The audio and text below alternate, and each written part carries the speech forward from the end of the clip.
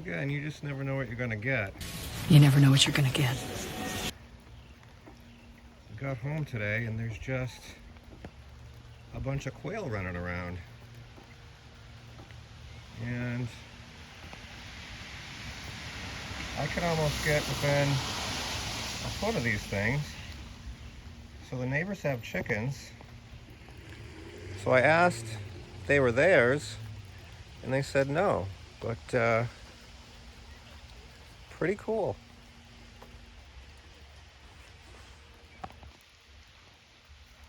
They're not very timid at all. There's definitely male and female here.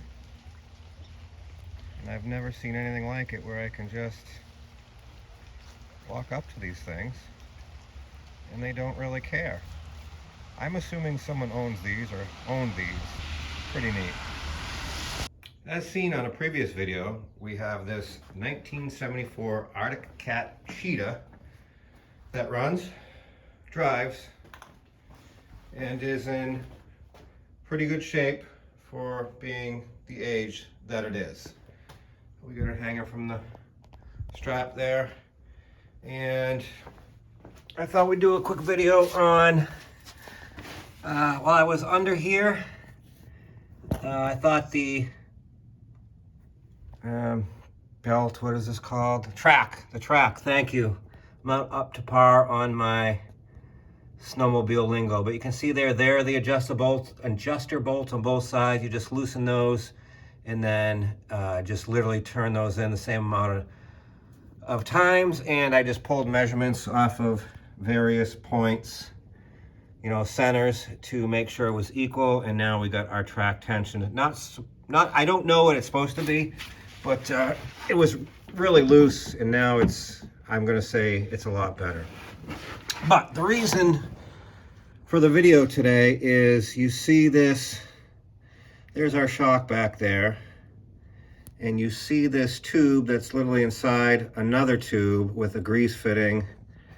And I can try and get you up there. You see there's a bracket that comes off the suspension, and it's just welded to that bracket.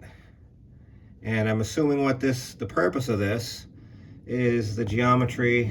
It keeps, you know, the suspension in line this way and not going back and forth this way, kind of like a link system on a dirt bike, but I'm just assuming.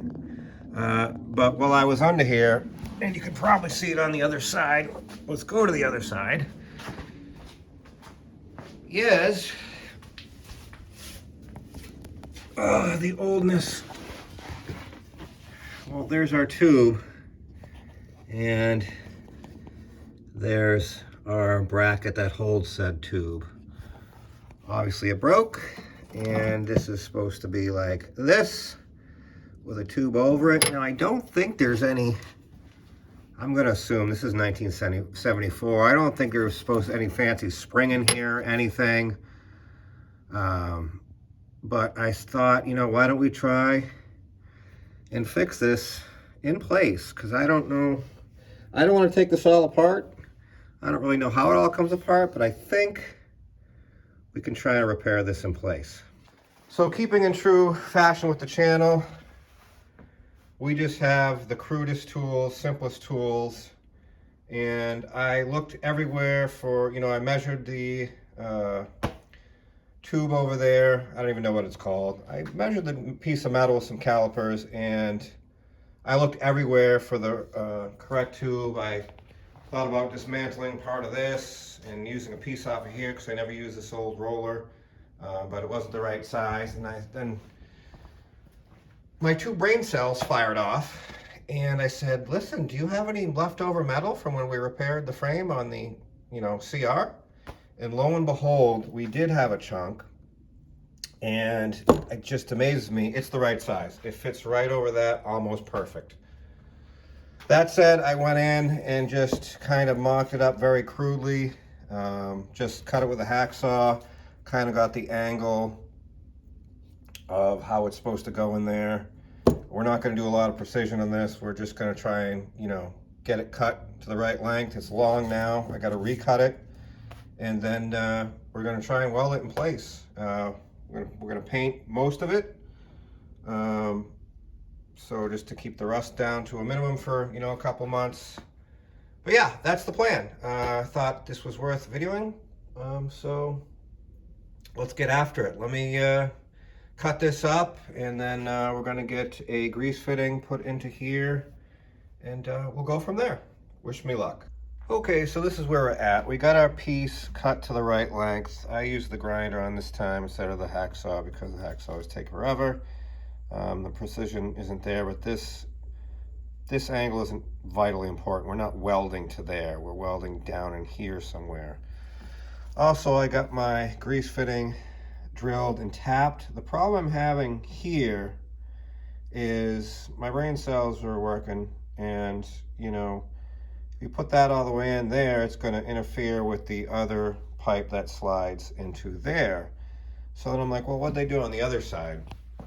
Well, let's just take a peek. So I did end up pulling that grease fitting out, and it, from, you know, focus, it looks like it's almost like a little bung that they welded on there. Well, when I pulled it out, it's just 2 washers. They just spaced it out with washers. I don't know if that's factory or not. I'm going to assume it is. There's other grease fittings on the sled. So I'm just trying to find the right combination of washers, lock washers, to get that to clearance the inside of this pipe so we don't interfere with other piece of tubing. The other problem I'm having, actually let's just go put this in place and I'll show you. So I'm gonna try and get you in here. I just pulled measurements off the old one everywhere to, you know, locate grease fitting, you know, distance from that tube to the bottom of new tube. I just pulled measurements off the old one over there. I don't know if I can get you, okay. So if you compare the bracket that's welded, the old bracket that's welded to that cross tube, if you look over there and you look at that one, see if I can point to it with my finger. This here, compared to that one, you can see we're missing quite a bit. A big chunk of this, you know, got broken off whenever this failed. So that doesn't give me a lot to weld to. So I don't know if I now find a piece of scrap and tack on from there and come over to here and try and recreate this piece, or I just take a chance and weld the snot out of it here. So yeah, I got that decision to make. But other than that, pretty straightforward. Again, I just pulled measurements. So let me figure out how I'm going to address that little fiasco up there, and I'll bring you back in when I make something happen. All right, this is what we got going for our, whatever you call it, not even sure what you call it, suspension, unilink, not unilink, link, tube, whatever. I don't even know what it's called. So as far as the grease fitting went, I could not get the appropriate number of washers to make that work where we're, you know, flush inside. So all I did just took the old cutoff wheel and shortened the threads, threaded it in, and just tacked it in place with one tack. So that problem solved. Then I just hung it out to dry with a little paint and taped over where we're going to weld, because it's much easier to do it here than in said vehicle, snowmobile, whatever you want to call it. Just using some satin Rust-Oleum paint and primer. Oh, it's not even Rust-Oleum, it's Ace. It's only like $6. I like the price. You know, these cans of paint are, if you've bought them recently, the prices are, it's insane, through the roof. Anyways, let me get this all set up in there, and we'll go from there. This is what I got going on. I did decide to put a piece in here, pulling measurements off the other side from the weld. It's about approximately 2 inches out. And yeah, we got our tube in there. We got that piece tacked, and it's just a matter of, you know, it's hard to see in there, welding it all up in place and see what happens. So you can see the welds are just like factory. Nope, not even a little bit. It was a lot harder getting in here with the welding gun than I anticipated, so I'm not much of a welder anyway, but yeah, that's kind of what we got going on there. Should I make more pieces and box that in better? Probably.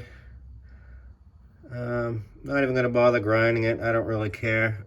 I think I hit the grease fitting with my grinder, and the heat, where are we here? See, there's the spring to the grease fitting, so that's great. I got to change that out, but no big deal there. Let's go look at it from the other side. So yeah, there's our tube there. There's our bottom plate. Should we box that in with another piece and weld it all up? Absolutely. Are we going to? No. Let's see how long this holds up before this fails. Like I said, it's super hard getting the gun in there, and I'm not about to take this all apart. Not worth it in my mind.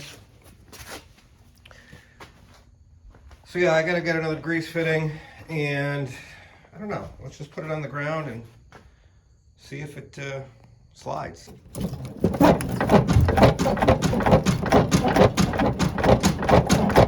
Squeak, squeak, squeak, squeak. Okay, we saw it's doing the thing. We'd spritz some paint on there. Yeah, it's pretty ugly, but it's better than what it was before. That said, all we need now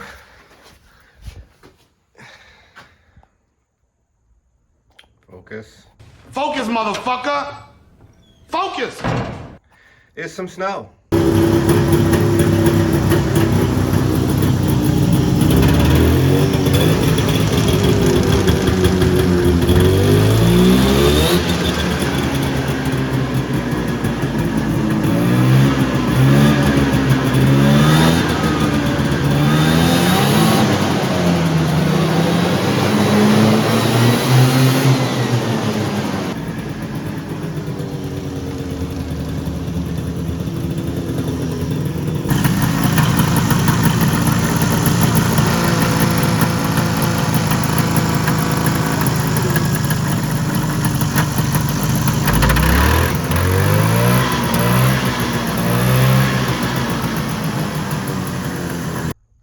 Yeah, she runs, you know, these Walbro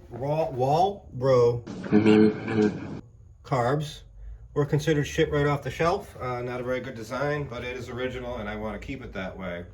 When I did the first mix of gas, this thing calls for 20-to-1, which is it's a lot of oil. I did like, because it sat for so long, I did like 24-to-1, and that's why she's smoking like an old coal-powered train. So there's not much of that fuel left in there. I try to start this every 2 to 4 weeks just to keep it going. But yeah, hopefully this is the year that we